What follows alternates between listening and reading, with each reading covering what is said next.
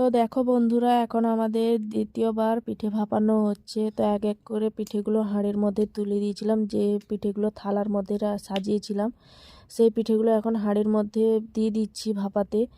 আর এক সাইডে কড়া বসিয়ে দিয়েছি, তাতে দুধ গরম হচ্ছে। তো বন্ধুরা, কার কোন পিঠেটা বেশি ভালো লাগে, দুধে ফোটানোটা বেশি ভালো লাগে না শুকনো ভাপা পিঠেটা বেশি ভালো লাগে? তো তোমরা সবাই অবশ্যই জানাবে। দেখো এই যে পিঠেগুলো দিচ্ছি, এখন পিঠেগুলো ডুবে আছে।